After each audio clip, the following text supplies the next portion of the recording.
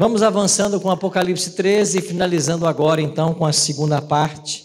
Quero convidar você a ler comigo o versículo 11, onde surge no cenário profético um segundo poder, uma segunda besta. Apocalipse 13, 11 diz assim: Vi ainda outra besta emergir da terra. Possuía 2 chifres, parecendo cordeiro, mas falava como dragão. Se a primeira besta surgiu do mar, a segunda surge da terra. Apocalipse 17, 15 diz que águas representam povos, nações, multidões e línguas. Ou seja, a primeira besta, o poder papal, surgiu de um local densamente povoado, o velho mundo.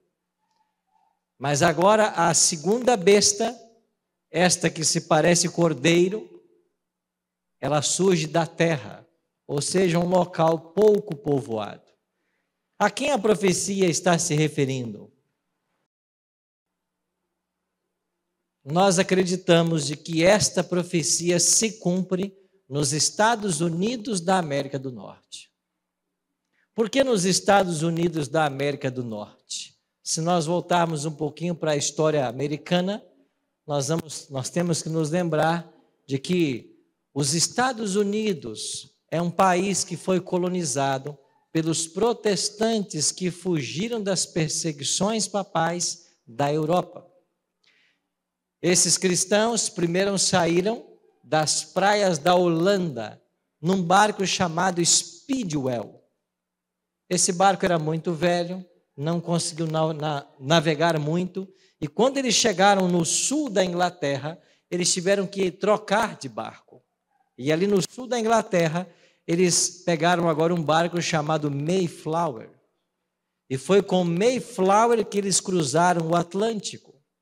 Era um pouco mais de 100 pessoas a bordo. E quando eles chegaram nas praias daquilo que nós chamamos hoje o estado de Massachusetts, eles ali deram o nome desta região de a Nova Inglaterra, New England, porque eles haviam saído da Inglaterra na Europa. Agora era a Nova Inglaterra. Eles haviam saído do sul da Inglaterra, uma cidade chamada Plymouth, e eles deram o nome agora desta praia, desta região onde eles chegaram, de Plymouth. E se você vai visitar esse local, ali existe, não sei se eu coloquei aqui no slide, mas ali existe uma pedra onde nela está cunhado 1620. Foi o ano em que o Mayflower chegou ali. E eles construíram uma réplica do Mayflower. Ela fica ali, na Baía de Massachusetts. Eu, quando fui visitar a primeira vez, ela estava lá. Uma réplica do Mayflower. Era um pouco mais de 100 pessoas. Algumas morreram na viagem, 2 ou 3.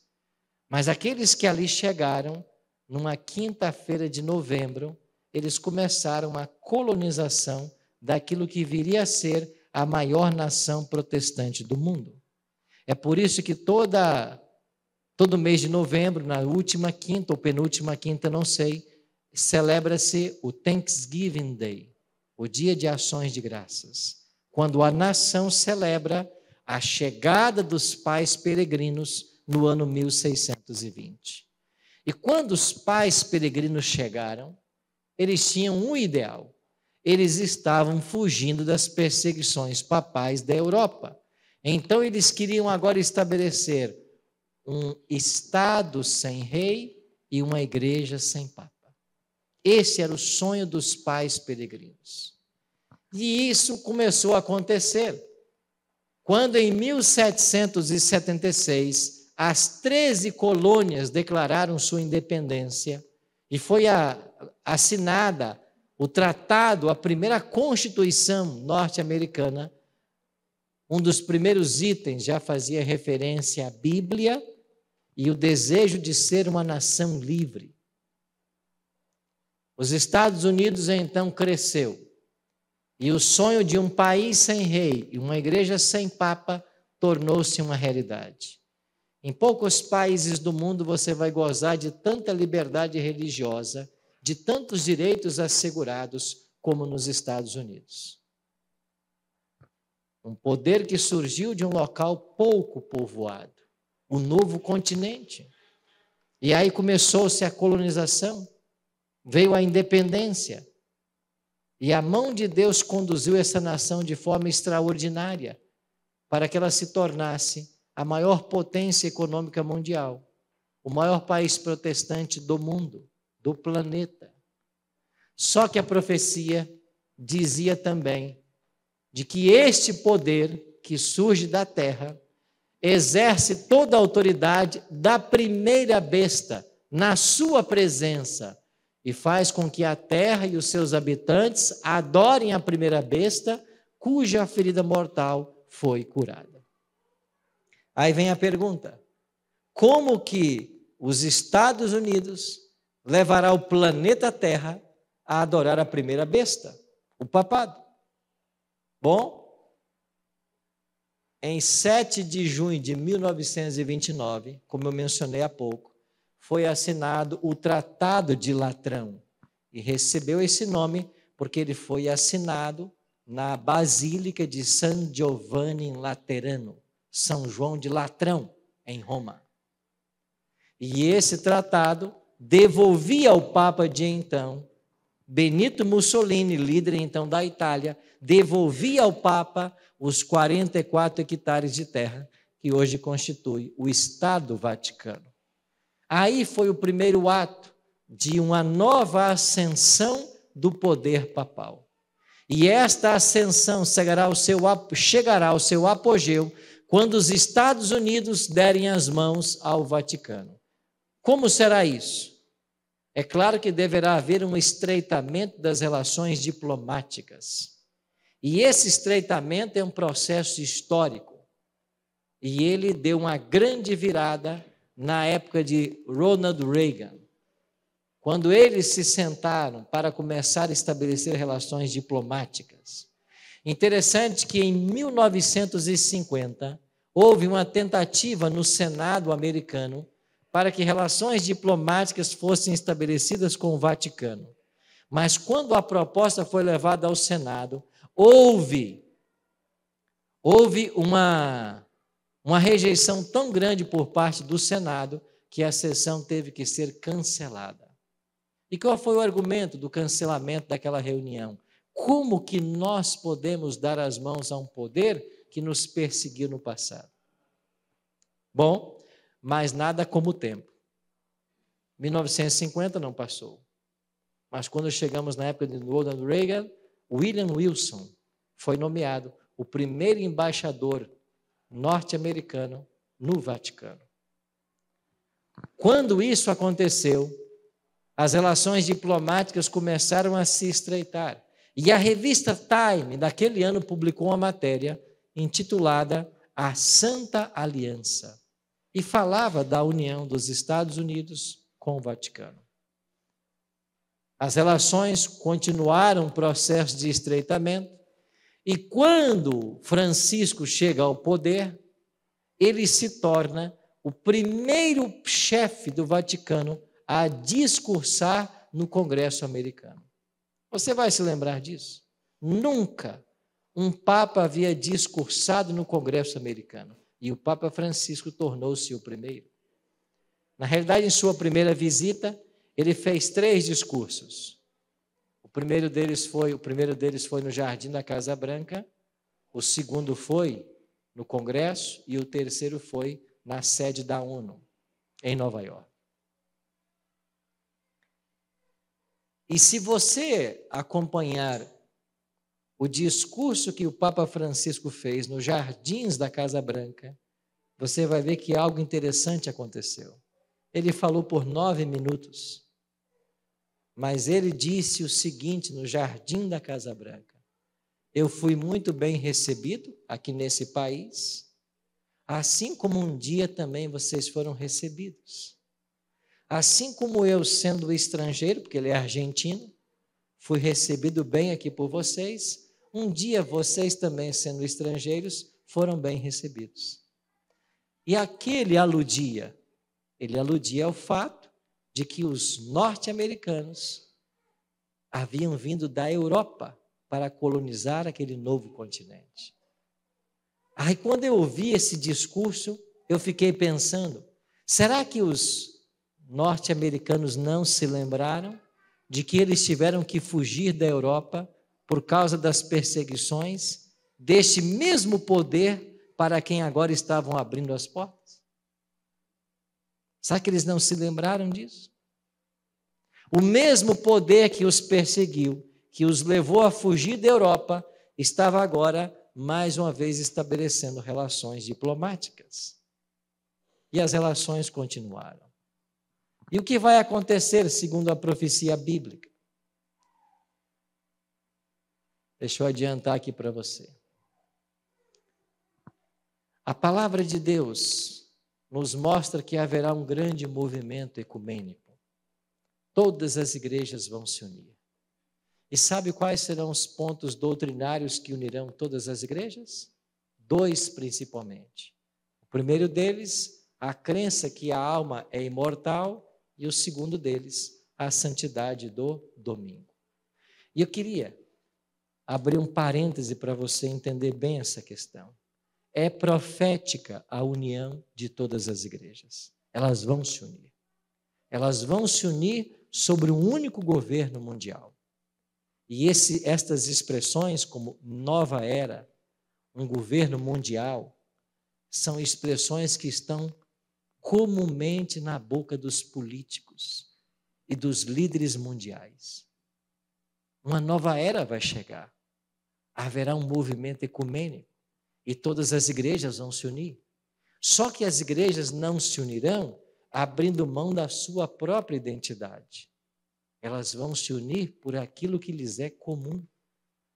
E quais são as 2 principais doutrinas que são comuns ao cristianismo na atualidade? A primeira delas é a crença de que a alma é imortal. No Brasil, principalmente, essa teoria ela está disseminada. A pessoa, quando morre, a alma se separa do corpo. Isso não é teologia, isso é filosofia. Porque quem ensina dualismo não é a Bíblia, é Platão.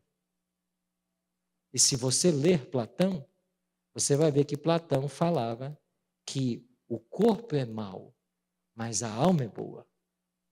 E na morte, a alma se separa do corpo, ela se liberta. O dualismo platônico tomou conta do mundo. E esta visão de que você tem uma alma, ela contraria a Bíblia. Porque Bíblia não ensina que você tem alma. A Bíblia ensina que você é uma alma. Se você for para Gênesis 2:7, na formação do homem, Gênesis 2:7 diz que Deus moldou o boneco de barro, lhe soprou no nariz o fôlego de vida e o homem passou a ser alma vivente. O homem não tem uma alma, o homem é uma alma. E a expressão alma na Bíblia, do hebraico nefesh, significa simplesmente pessoa. E o Antigo Testamento usa de forma intercambiável a palavra alma e pessoa. O que é uma alma à luz da visão hebraica? Bíblica é uma pessoa. Eu sou uma alma, eu sou uma pessoa. O que é a visão popular de alma? Algo que você tem e que na morte separa-se do corpo. Isto é, crer que a alma é imortal. Aí você pega todas as matizes religiosas, elas vão acreditar na imortalidade da alma, cada uma do seu jeito. Algumas acreditam que quando a pessoa morre, a alma já vai para o céu. E às vezes, eu me lembro de algumas falas do Faustão, esse programa tão popular que ficou por mais de 30 anos na Rede Globo. E quando morria um dos famosos, ele dizia, o fulano de tal já está lá no céu. está vendo a gente. E quando ele falava aquilo, eu pensava, milhões de telespectadores assistindo e pensam como ele, que a pessoa morreu, mas já está lá no céu. A Bíblia não ensina isso. Para outros, se você foi bom, vai para o céu. Se não foi tão bom, vai para o purgatório. Passa por um tempo de purgação, purificação, para então ir para o céu. Isso não é bíblico. Mais uma vez. Você sabia que a ideia de céu, purgatório e inferno, ela nasce na comédia. Se você pegar a Divina Comédia de Dante Alighieri, é justamente o que ele ensina. Dante Alighieri escreveu uma obra chamada Divina Comédia. E nessa obra você tem os 3 níveis: céu, terra e purgatório. Ou céu, inferno e purgatório. Um nível intermediário. A Igreja Romana trouxe de Dante Alighieri para a sua teologia a ideia de que existe um purgatório.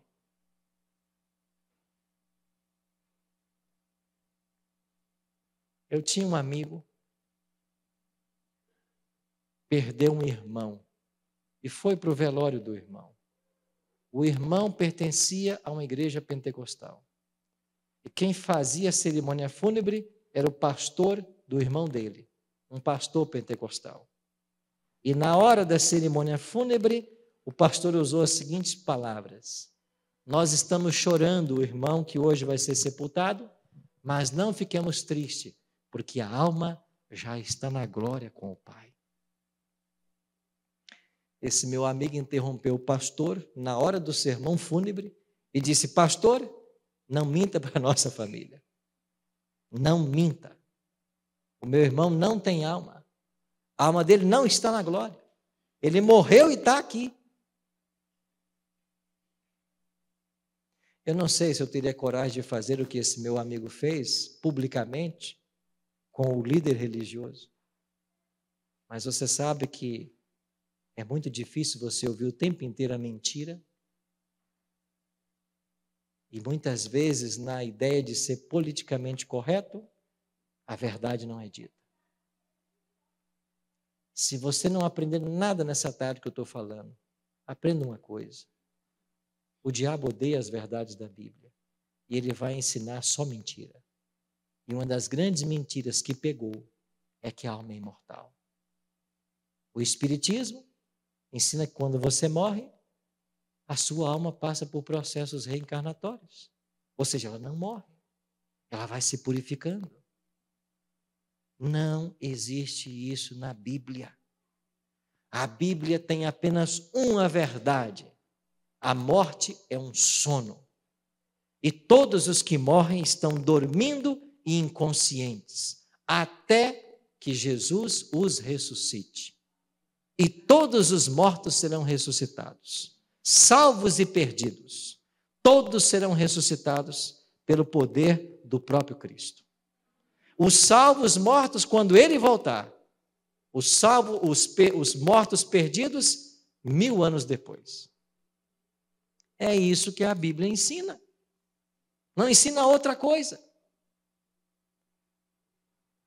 Então, o desejo nosso é que essas verdades abram nossos olhos, para que nós entendamos o que é certo e o que é errado. E eu repito, só o conhecimento pode ajudar você a tomar a decisão certa. Com relação agora à santidade do domingo. Todas as igrejas estão santificando o domingo. O principal dia de culto é o domingo. O ensino teológico é o domingo. Mas você não encontra na sua Bíblia nenhum verso dizendo isso. E nós estamos indo atrás da multidão, seguindo a tradição, sem olhar para esse livro, muitas vezes. Amigos, eu e você precisamos voltar para a Bíblia. E devo dizer uma coisa para vocês. Nós nunca tivemos num tempo de tanto conhecimento. O conhecimento mundial hoje, ele se multiplica em poucos anos. É a era do conhecimento, a era das luzes, o acesso à informação. O problema é que muitas informações não são verídicas. Vivemos a época da fake news. Então, nós temos que buscar a informação na fonte correta. E fonte correta é Bíblia. Mas muitas pessoas estão ensinando o que não é verdade, sem ter um verso da Bíblia para apoiar. Então, mais uma vez a questão, a lei de Deus são 10 mandamentos. Dentro desta lei você tem o sábado. Isso não pode ser mudado pelo homem, ainda que a profecia já disse que o anticristo tentaria mudar, atacando a lei de Deus. Eu fazia parte de uma associação de pastores numa cidade onde eu pastoreava. Éramos 11 pastores, cada um de uma igreja diferente. Nós fundamos uma associação e nós trabalhávamos vários projetos unidos, todas as igrejas. Nós, junto ao prefeito, colocamos o dia 31 de outubro como um feriado municipal, em homenagem à Reforma Protestante e etc. Um dia, um dos vereadores do município chegou na nossa reunião e disse assim: eu tenho uma ideia, queria partilhar com vocês. É a ideia de um novo projeto de lei. E esse projeto pode se chamar Viagem Conhecendo a Lei de Deus. O que eu quero propor para vocês, pastores, que nós devemos à Câmara de Vereadores uma proposta, um projeto de lei. E nós vamos 10 quilômetros antes da nossa cidade, do portal da cidade, colocar um grande outdoor, Viagem Conhecendo a Lei de Deus. 10 quilômetros. E depois, em cada quilômetro, a gente coloca um outdoor com um mandamento. Faremos do 1º ao 10º mandamento. E todo mundo que entrar em nossa cidade terá lido a lei de Deus. Ideia bacana, não? Legal? Todos gostaram da ideia? Até que um pastor pediu a palavra e disse assim: mas o que nós vamos colocar no 4º mandamento? Eu perguntei: o que vai colocar? Não entendi sua pergunta. Vamos colocar o 4º mandamento. Não, mas o 4º mandamento diz que lá é o sábado. E se a gente colocar lá o 4º mandamento, lembra-te do dia de sábado para o santificar, isso vai ser marketing para a igreja adventista. Eu disse: pastor, o senhor está preocupado com o marketing da minha igreja ou em ser fiel àquilo que a Bíblia ensina? Aí se levantou um segundo pastor e disse: não vamos colocar lembra-te do dia de sábado, vamos colocar lembra-te do dia do Senhor, porque para nós o dia do Senhor é domingo. Eu disse: mas vocês querem colocar no outdoor aquilo que não está na Bíblia? Vocês são pastores e querem mudar o que está escrito? Aí a confusão começou, né? Aí o negócio foi esquentando tanto que o próprio vereador se levantou e disse: está cancelado o projeto, vamos cancelar. E eu aproveitei a deixa e disse: pode cancelar, mas enquanto eu for membro dessa associação, como pastor, eu não posso concordar que vocês coloquem em outdoor aquilo que não está na Bíblia. Bom, você sabe que eu não durei muito tempo lá, né? Logo eles me expulsaram. Mas é isso que está acontecendo hoje. Eles estão tentando forçar você a crer que o domingo é o dia santo. Então, esta crença que domingo é dia santo e que a alma é imortal, será o elemento aglutinador para que haja o ecumenismo. E ele vai acontecer. Quando todas as igrejas se unirem, o que diz o Apocalipse que vai acontecer? A todos os pequenos e grandes, os ricos e pobres, os livres e escravos, faz que lhe seja dada certa marca sobre a mão direita ou sobre a fronte, para que ninguém possa comprar ou vender, senão aquele que tem a marca, o nome da besta ou o número do seu nome. Aqui então virá o que nós chamamos de decreto dominical. E por uma legislação que será imposta, as pessoas serão obrigadas a aceitar o domingo como um dia santo. Então no Apocalipse você tem o selo de Deus e a marca da besta. E será esse ato, esta profecia, esse acontecimento, que vai ser o divisor de águas entre a população daqui para frente. Eu nunca vim a Joaçaba, nunca tinha vindo a Joaçaba, nem Erval do Oeste. Vocês têm uma cidade linda, duas cidades lindas. Mas escuta o que eu vou dizer com muito carinho para todos vocês. Todos os habitantes dessa cidade, eles vão se dividir em dois grupos. Aqueles que vão aceitar unicamente a palavra de Deus e ficar do lado da lei, inclusive o sábado. E aqueles que vão se dobrar à pressão desse poder religioso e vai aceitar o domingo como dia de guarda. Isso chegará a ser uma legislação nacional. Isso vai ser.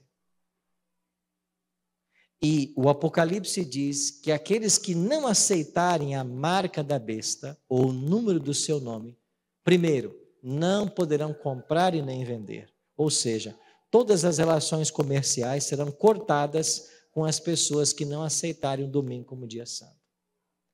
E depois haverá um segundo decreto.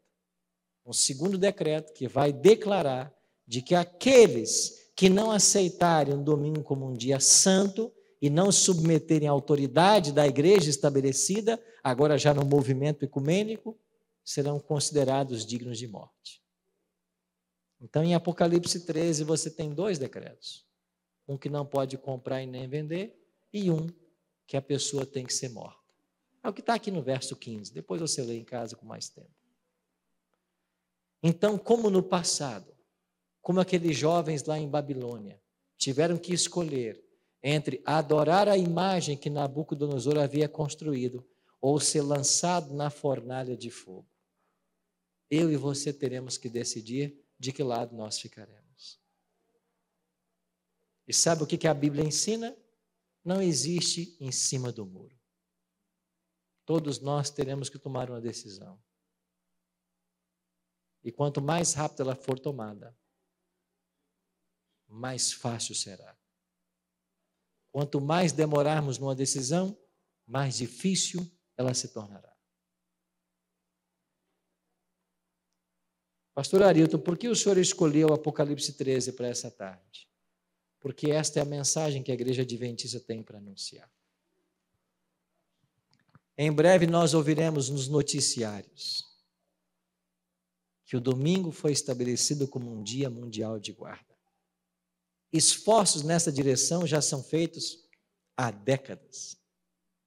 Há um esforço do Vaticano enorme pela santidade do domingo. Tentaram proibir o futebol no domingo. Declararam já o domingo o dia da família. Eles querem que todas as fábricas parem no domingo. A terra precisa de um dia de descanso. E toda a proposta bíblica que é sobre o sábado, esse movimento quer jogar sobre o domingo. E a humanidade vai ser dividida entre dois grupos. E eu e você teremos que tomar a nossa decisão. De que lado nós ficaremos? Agora eu digo para você, como que você poderá tomar alguma decisão se você não tem conhecimento? Gato, para onde eu vou? Que estrada eu pego? E o gato responde para Alice, para onde você quer ir? Ela disse, eu não sei. Então o gato responde, qualquer caminho serve.